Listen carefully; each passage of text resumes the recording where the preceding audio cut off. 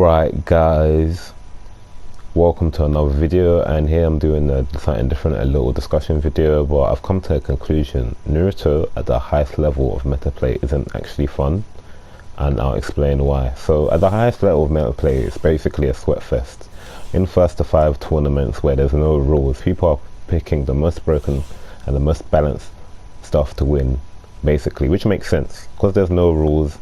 Sometimes there's cash prizes on the line, or sometimes there's reputation of players or egos on the line, and people want to pick the best stuff to win. They want to increase their chances the most to win, so naturally they'll pick the most broken stuff. It makes sense.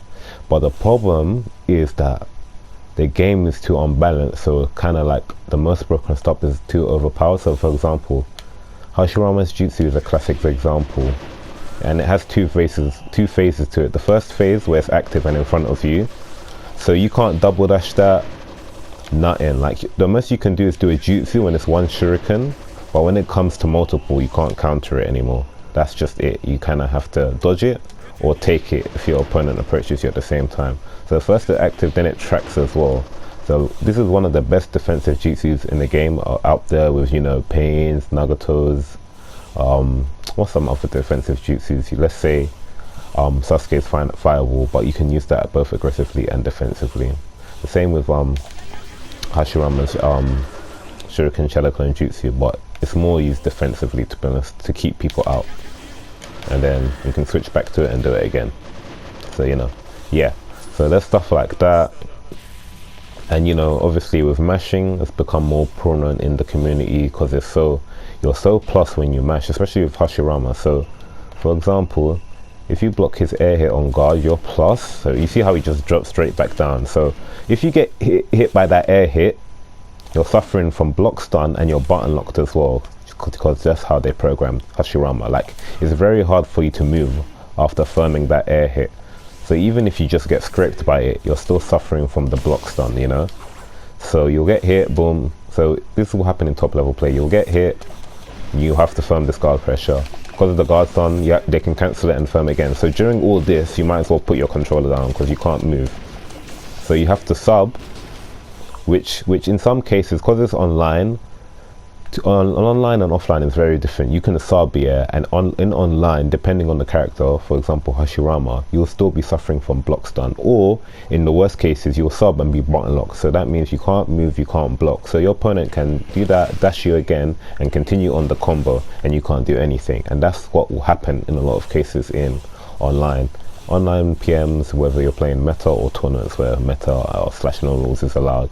So it will create this snowball situations where you will just see one opponent doing this, dash cancelling, let's say, wait, let me set it off to guard, dash cancelling, the opponent will sub, they'll do it again, and they'll loop it until the person has no subs. And you'll be wondering, okay, why didn't they switch counter, why didn't they jump, why didn't they parry? It's because when they sub, they were button locked due to the way Hashirama is in online play. Now you might be thinking, okay, but this doesn't happen offline. You need to realize in fighting games, online and offline, they might as well be two very different games. It's the same for Dragon Ball FighterZ. If you guys play Dragon Ball FighterZ, stuff that works offline sometimes doesn't work online, and sometimes the stuff that's online doesn't work offline. Offline and offline are two very different game environments, especially in fighting games. But yeah, so it kind of creates that kind of snowball situation, which isn't fun to play against, because you can counter it, and maybe mentally you're preparing a counter, but you can't do anything because the game has decided, you know what, when you sub you're button locked, or you know what, let's give Hashirama mad block stun on his one air hit, and then he can reset that into a ground combo and cancel it into more ground combos, and you can't do anything unless you have a sub. You have to firm this, and obviously, as a lot of players know, if you counter after 2 hits, you're button locked, and you have to firm whatever the opponent's going to throw at you. So after the 2 hits, if you counter, the opponent is button locked and they can't do anything. So I'll show you. Let me set it to guard when damaged. So you see how Naruto just stood there for a bit. It's because he was button locked, he couldn't do anything, and then he blocked after a while. But yeah, so Hashirama's not the only person that has mad block stun or button locks in his combos. Yukito has the same thing, which I learned recently. So her first 3 hits, one, she has phantom range on her second hit, So there's a vertical hitbox, that second hit. I don't have the PC version of the game, so I can't see the hitboxes. So this is all of what I've seen throughout my matches playing against these characters. So on the second hit, she has a vertical hitbox, and she has phantom range. Phantom range is basically an invisible hitbox. So you can see how the two hits hit Naruto. So she has in a hitbox where you can't see it, but it will still hit you. So that's what I mean when I say phantom hit or phantom hitbox. An invisible hitbox, basically. So she has that, and she has button lock. So if you sub the third hit, there's a potential for you to get button locked. It's not guaranteed, but it happens a lot of the time. And also she has her air hit where it tracks back to the opponent, which can be annoying. So your only option there is to counter, but obviously if you're placing the top player, they'll do a mix-up. So basically this last air hit, yeah, with a good player transforms into a 50-50. She can reset the combo like I did there. She can switch out and bait a counter and then go into a combo or a jutsu. So that's a free resource 50-50 there, basically, in some situations. Not all the time. But yeah, obviously she's got her free jutsu in the form of her tilt. Like, the defensive capabilities of this jutsu alone is ridiculous. So she flips. So when she flips, her active frame will start pretty early. So during this animation, you cannot dash her, otherwise you'll get hit. And you can't sub and dash because she can counter, so she's safe after it, basically. So that's already a mad defensive tilt already. She's safe after it quite early on in the tilt, and she throws out 3. So if you want to dash her, you have to avoid these 3. So you can double dash to like negate one, so to cancel one out, yeah. But by the time you do that, you're giving your opponent more time to react, and they can punish you, run away, etc. But the main plus of this ability is that it's free. It doesn't cost any resources, and she can spam it quite quickly. Look at that.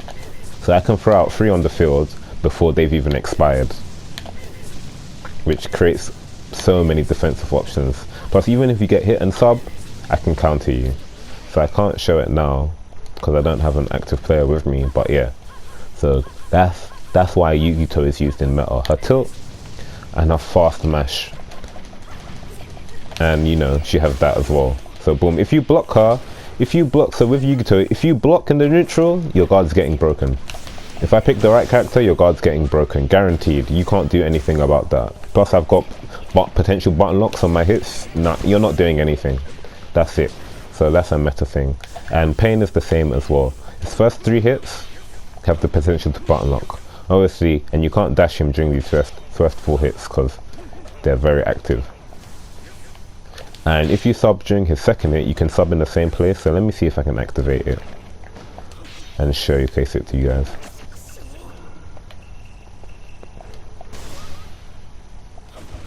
Let me see if I can showcase it. So unfortunately I can't get it to trigger with Pain, but believe me, during the second hit, because it has multiple hits, I'll showcase the multiple hits. Because it has multiple hits, that second hit, it hits like 3 times, I think.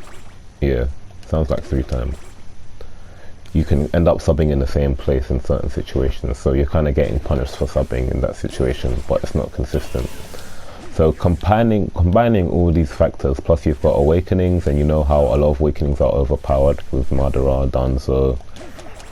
Who else's awakening is overpowered? Let's say Pain can be at times with his tilt, because his tilt range in awakening is ridiculous. So his awakening actions are very active. You can fire them off and then dash up, and then the tilt range convert into a combo. Like, it's ridiculous. Look at that range. So combining all that factors along with a good player, it's almost unstoppable if you're playing smart with it. So you're rewarded a lot for like simple actions in the awakening, and it recharges quite decently. It has got a decent recharge rate. It's not abusable like Madara, but it's quite decent. But yeah, so combining all these factors in high level mental play, where a lot of players are knowledgeable on the game and know how to abuse certain aspects on the game, it kind of creates a situation where you're button locked for most of the match if you engage in close range combat. So what that results in is players playing keep away for a lot of the match and spamming the, you know, the most OP jutsu buffers until, you know, they're down to awakening, they awaken, and then they spam the awakening actions, the mash and awakening, so on and so forth. So those matches, and I've rewatched them because I've had meta battles and, you know, low tier battles on my channel, and they're not too entertaining to watch or play. Like, I know a lot of people might say, you know, obviously there's a counter to it, you can zone them, you can run away, but I don't play fighting games to run away, I play fighting games to fight. Like, obviously that depends on your mentality when it comes to a fighting game. Some people play to win and other people play to fun. I play for fun. Even though I do win a lot, I primarily play for fun. So if I have to win by running away, it's not satisfying at all. Whether that's, you know, a green bar, a close match, a two stock, whatever, it's not, I don't feel like I'm having fun during the match or after I've got that win. Even whether it's 1, 3, 5, 6, 7, 100, whatever, you know, like, it's not satisfying and it's not fun to play against or play like running away all game and spamming jutsu buffers, or, you know, picking Minato and just doing this, you know, tilting. It's not fun to play, and it's not fun to play against either. The matches where I have most fun is that where we're close range, you know, trying to read each other, using tactics, you know, doing different switch tech, whether it's jutsu buffers, switch combo, whatever, you know, and actually engaging in a head-to-head back and forth, not running away, spamming, or, you know, relying on awakening or whatever. But obviously it depends on what you're playing, whether you're playing PMs and someone that can actually, you know, play low tier characters and challenge you on that level, or if you're playing someone that enjoys playing meta and wants to win no matter what, regardless of how they win or what the outcome is. So it depends on the kind of player you are and the kind of the player you're playing. I prefer to play to fun, me personally, and play low tier characters because they're more rewarding to win with, and it's just more entertaining to win with someone like Mifune than someone like Pain, for example. But yeah, so that's just what I've noticed, me personally. Like, but I'll leave it for you guys to decide for yourself anyway. So for example, matches where I'd say both opponents are having fun and you're not playing meta, but, you know, low tier, or it's a sprinkle of meta. So I say watch matches between me and Yamanaka's Poison. He uploaded a match recently of him, I think it's called High Level Fundamentals. It's recent, you'll definitely see it if you go on his videos. Watch that. Watch, you know, the strongest food that I uploaded. Watch the strongest Utakata that I uploaded. Watch, you know, high speed aggression, I think Sendo's in that video. Watch that video, and then watch meta battles. So watch my stream with Skybin because he plays hardcore meta. Watch my matches with Naruto plays hardcore meta. Watch my matches with Jao plays hardcore meta. And decide for yourself. Like, come back to the after you've watched those matches, come back to this comment section of the video and tell me which games you prefer watching, or which games you thought were more fun to watch. The battles with me and Poison, me and Sheik Sensei, or me and RJ, or me and Sendo, or did you prefer the meta battles? So that would be Jao, you know, Naruto and Skybin. So let me know. But yeah, that's just my opinion on high level Naruto Storm 4 meta. It isn't actually fun. You can definitely beat it. There's definitely counters to it, whether you change your playstyle, you adapt, or you counter pick, or you pick OP characters as well. But that kind of playing isn't fun to me as a player. It's just not fun. It's not the most fun that can be had in the game. Obviously the game would be more fun if things were balanced. Naturally, if people want to win and play meta, they're going to pick the most OP stuff in the game. That makes sense. That's understandable, especially when they're trying to become the best. That's not me. I'm not trying to become the best. I don't care about being the best. I just care about having fun. So yeah, that's just my quick opinions on it, my quick 2 cents. Let me know what you think in the comments. Make sure, you know, you watch the matches and come back to me and tell me what you think. But yeah, that's it for the video. I'll see you on the next one. Peace out.